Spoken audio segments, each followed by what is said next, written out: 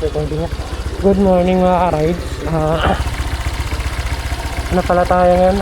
Re-review tayo ng YSS na shock na pinakabit natin kahapon. Normal ba ito? Hindi ko na-check pa kahapon Oh, nagagalaw? Normal ito? Gagi. Hindi ko na-check kahapon. Pero makita. Yun. Tapos ito naman, pinakabit natin na brake lever.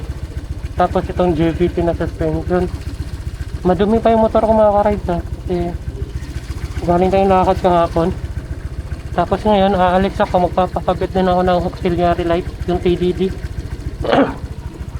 Bigyan na lang kita, ibigyan na lang ako ng konting review. Tapos lagay ko nandito yung konting video sa pagkabit. Ngayon, aalis ako papuntang Pasig. Nasa Pasig naman na tayo. Yung malapit yung sa Pops Pine Stall. May malapit sana yung toll pa wiring, kaso wala silang TDD Night Ranger. Butas na yung ano ko, bibili pa ako nito. Okay lang kaya yung shock ko, pero parang ano naman kasi kagabi sinakyan pa naman ang angkas mo. Yung bag ko baka nakabukas.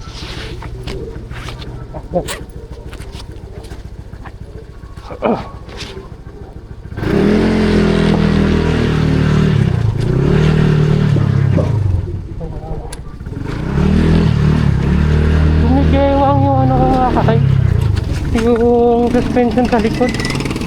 Ano kaya yun? Yung pa-check ulit. Nangyari. Wow, kumalas eh no?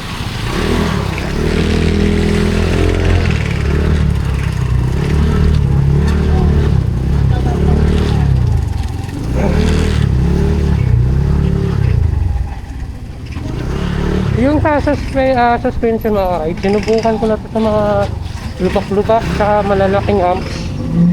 Yung front shock, yung GVT, maganda yung ano, talbog niya. Yung pagka talbog or bagsak, yung pagka baba mo sa malaking amps, hindi siya yung para kang bato na ano, kahit na magbigay ni tatay mag-drive mo talaga. Hindi na yung ano ginagamit. Yung ano po, tayo sa yung pagbaba mo sa hump, yung pagbagsak ng gulong, hindi ka yung parang bato na binabagsak na tatalbog ka. Eh ito kang nag-a-absorb yung nag-play, tapos yung balik naman niya, hindi rin siya yung diretsyon talbog. At mamaya may madadaanan akong hump dito sa mga lakas. Naririnig kaya lakas ng mga butet to. So yung mga ka-ride, subukan ko na lang yung amps dyan sa unahan. Inuubo pa ako. Tinatapos ko to ngayon ano, kasi preparation natin to papuntang Mindanao. Kailangan may maganda tayong suspension sa ilaw. Yung ilaw talaga pinaka-importante kasi babiyahe ako ng gabi mga ka-ride.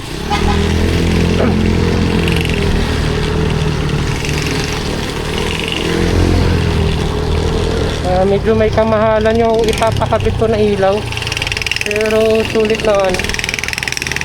Alam nyo naman, pag Manila to Mindanao, talagang mapapasaba ka talaga sa gabi kasi ano kailangan mo talagang bumiyahe doon.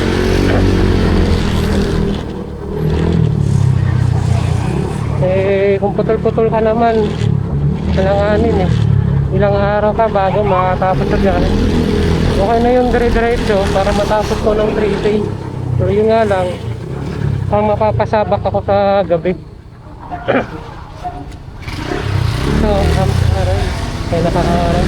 Gusto ko siya ibagsak na rin ito.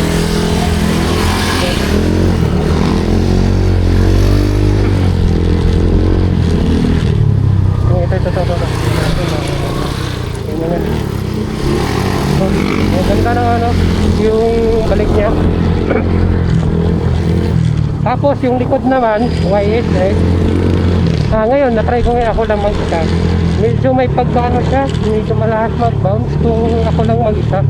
Pero kagabi, yung may angkas ako, maganda naman yung bounce niya. Kahit yung angkas ko, siya na mismo nagsabi, maganda rin din sa likod sa part niya. Hindi siya matalbog. Tulad ng stock ko na para kaming minamasahe sa lupa.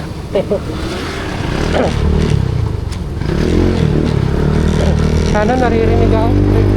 Gagawa ulit ako ng intro nito. Kahapon kasi hindi ako nakapag-intro eh.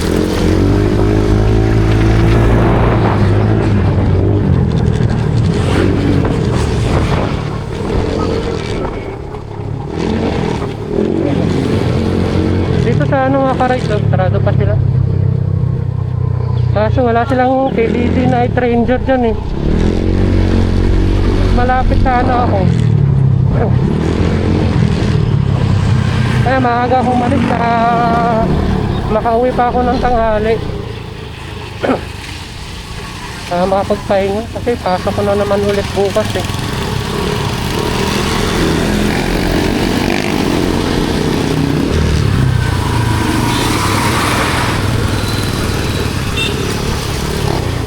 Kunting review lang.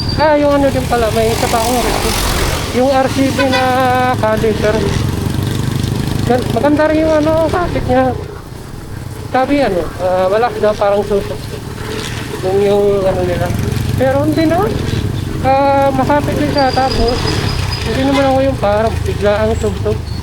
Maliban na lang kung nakapihit talaga ako ng ano, nasisip. Baka yun yung seryosin na sabi. Pero maganda magkapit yung mekaniko kahapon. Kasi yung caliper ko, yung sa stock, para bang laging nakasagat sa caliper.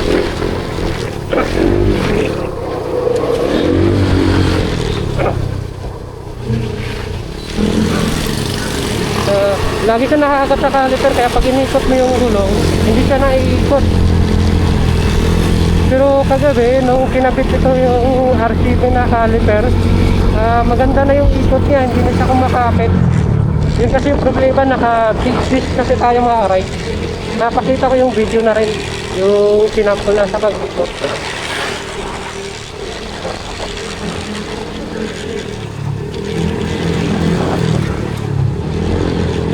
Ready na tayo sa biyahe natin.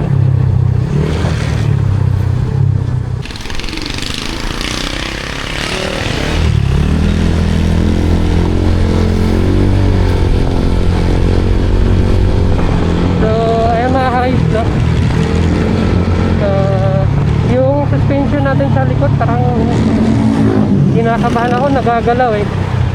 Normal sa mga naka YSS dyan, comment naman kayo so normal ba yan na gumagalaw.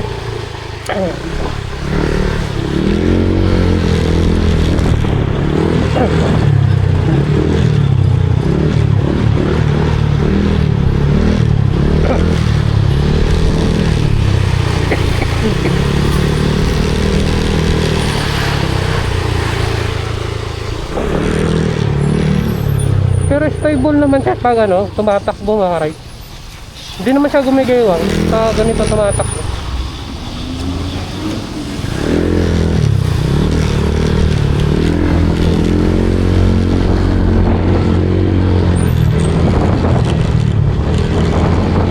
Nag-YSS na lang ako mga ka-ride do. Yung plan ko talaga sana is PRC. Yung mga premium na ito, lubak. Ganda nga talaga play ng harap. Yung likod, medyo matagtag pag ako lang mag-isa. Parang kailangan ko siyang i-adjust. Adjustable naman siya eh.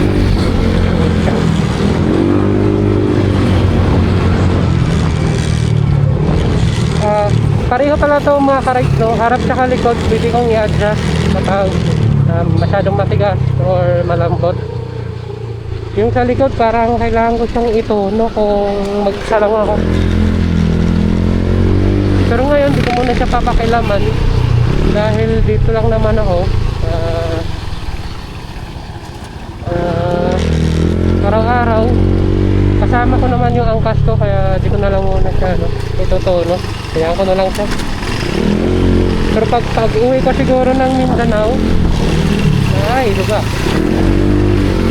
pag uwi ko siguro ng Mindanao, itutuno ko to kasi mag-isa lang ako papunta dun eh. Nang pagbalik kasama ko na yung angkas ko.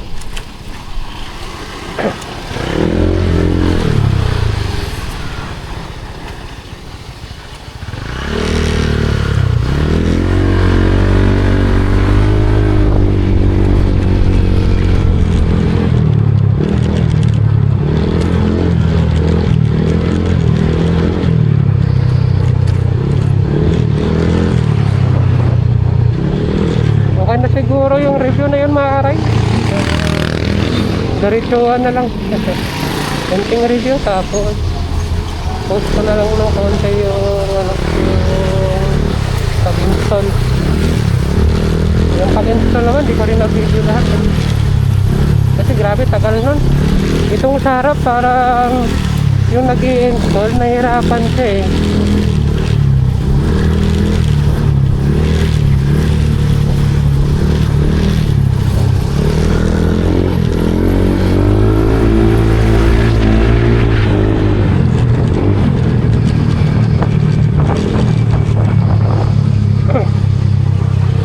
Parang ilang oras, umabot yata siya ng 2 oras mahigit para ikabit yung GVT.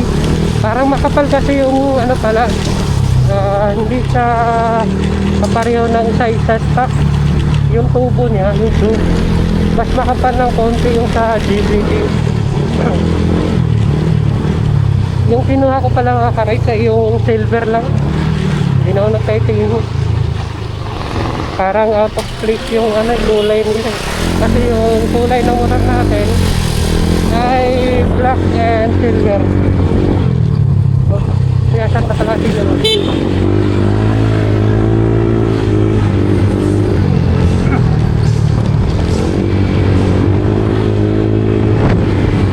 Bukas na kaya yung cup time ko.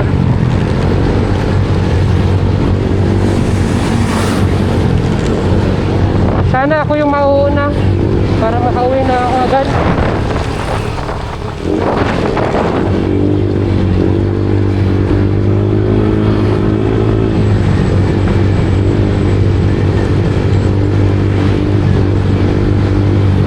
So ayun mga ka-rides, malapit na rin naman ako dun sa Fox Pine Stall.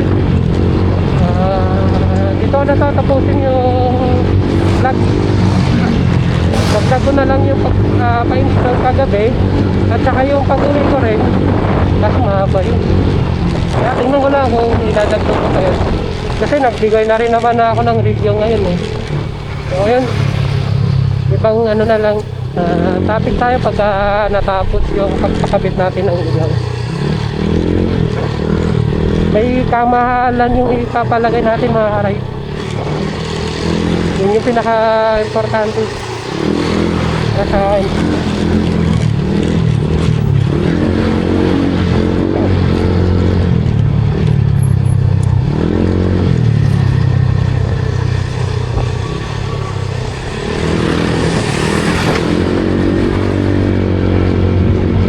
Kaya mga ka-ride, balik na lang ako. Tangina nga ka-ride, parang bumigay yung ano ko, caliper. Ulit.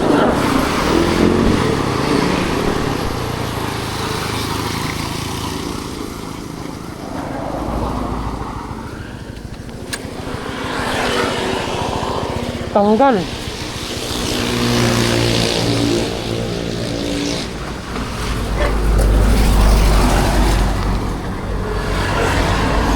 Tanggal oh. Nawala yung ano, tornilyo. Tanggal. Basag yung mag ko. May tatanggal siya. Nawala yung tornilyo. Ayun.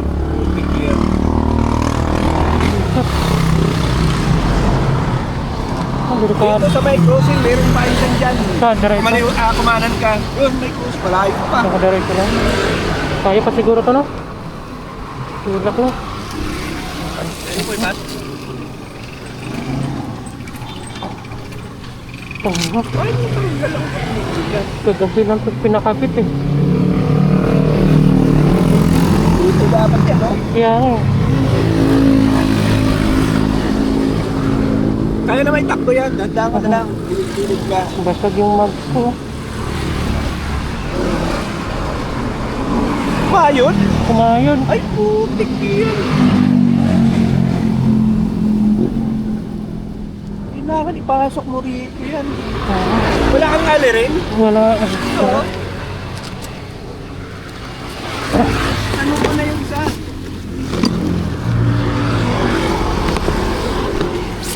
Sana magkasya to. Usap muna to. Eh, meron pa pala. Laki yan. Meron yan. Ito to.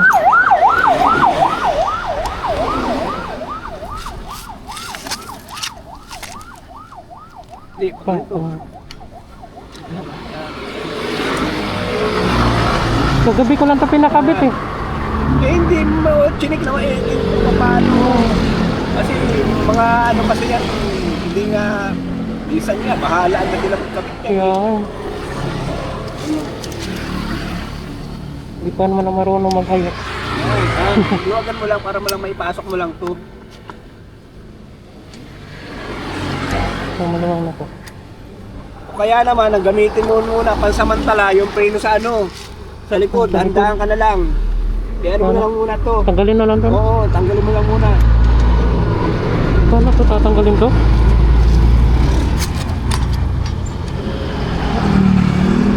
Lalo na sa mga scooter. Kaya sira yung mag to. Sayang yung mag-scooter. Ganda ng mag-scooter. Bago sulat. Bago repen to eh.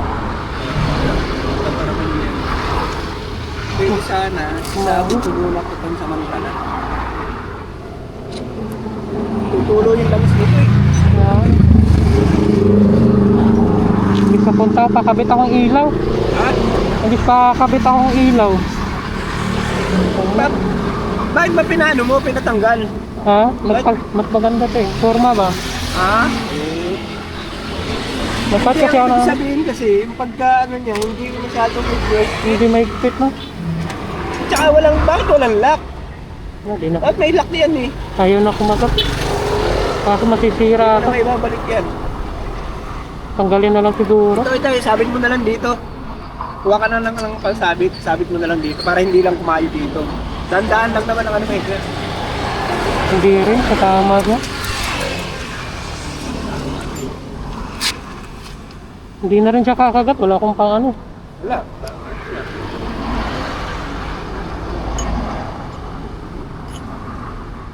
Kasi pag tinanggal ko sana, lang isip kumaan kasi yung lang ito. Tutuloy ano. Awit. Ang samantala, italik mo muna rito, pe. Kasi kung dito may ano, Ba, ano rin siya, sasayo ano. din dyan. Tali mo muna dito ba samantala? Ay, maalambi kaya dito.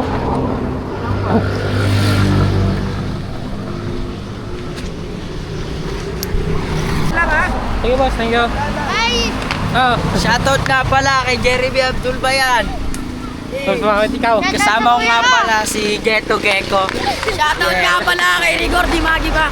Ang kulit lang ding isipin, di na tayo mga bata kailangan lang Ay, Nen! Di Magi ba? Sinampulan pa. Madalas talang lumuwan. Shoutout kay Kuya Jay! Shoutout kay Kuya Jay! Hindi pwedeng isang tabi. Gusto mong may katabi, Di ba tapos isa? ikaw lang siguro muna. Ayusin ko na muna sarili kong kaluluwa. Eh, shoutout nga pala sa inyo. Yeah. Sige, ito. Yung mga ka-rides, no? Tinulungan ako, ikabit ko para ano lang makapunta akong shop.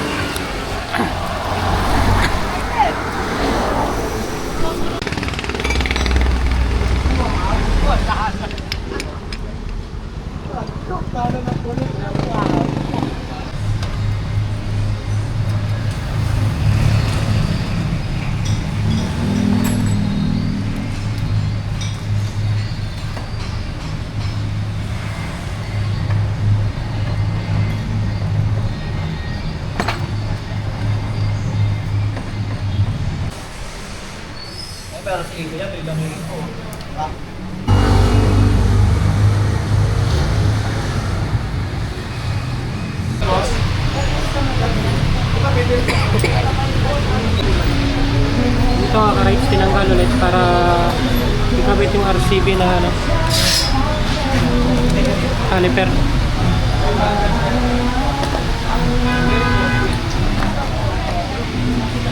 Hey, what's up? Kaya mga ka-rights, no? Kaya na ikabit na. Tapos yung caliper. So ayun mga ka-rights, no? Tapos na tayo magpalagay ng ilaw, suspension natin, at yung harap tsaka likod. Ayan. Pwede na natin isabak sa Manila to Mindanao to.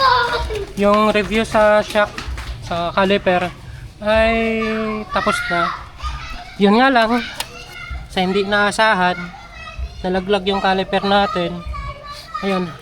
Tapos sira pa yung mags. So okay naman yung plane ng mga pinagkakabit natin, ano. Ang problema lang talaga ay kung nagkabit na ito, kung bakit nalaglag, anong tornilyo yung ginamit niya, bakit nalaglag yung tornilyo. So iwalayin ko na lang yung review nitong suspension, caliper, tsaka ito, kasi mamayang gabi itatry ko muna yung mga ilaw nitong TD Night Ranger.